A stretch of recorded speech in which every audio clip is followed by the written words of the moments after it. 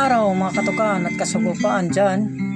Nandito na naman po tayo sa backyard farm ni Inting Butikol, kung saan ginagawa natin ng kwento ang pagmamahalan ng dalawang manok panabong na magkaiba ang lahi, ang Zanino White at ang dalawang Black Bonanza, na mga bida sa ating kwento.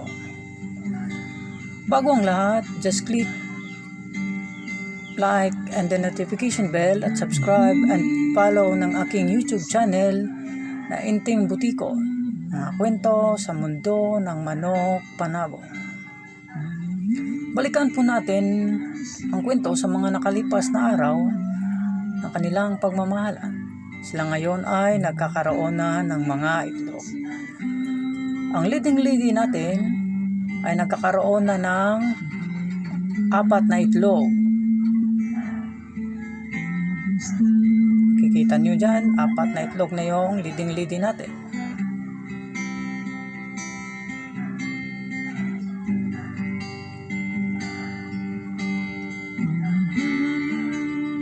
Yan ang ating bida.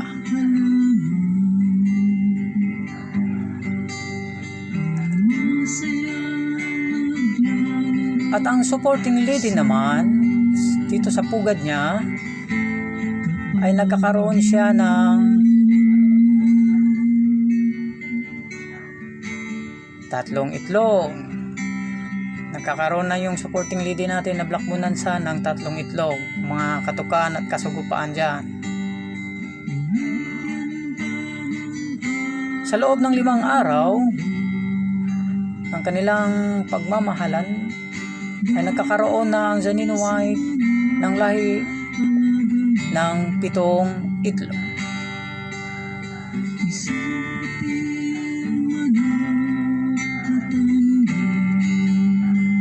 Kapag yan yung breeding pins nila, yan si Zanino White, para-relax lang muna kasama yung supporting lady natin.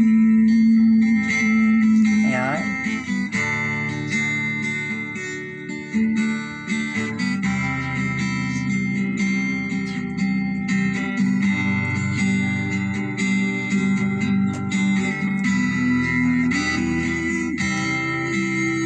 Hanggang dito na lang po mga katukan at kasagupaan. Abangan nyo ang next video o episode sa kwento natin na pinamagatang Pamilya Zanino White at Black Bonanza.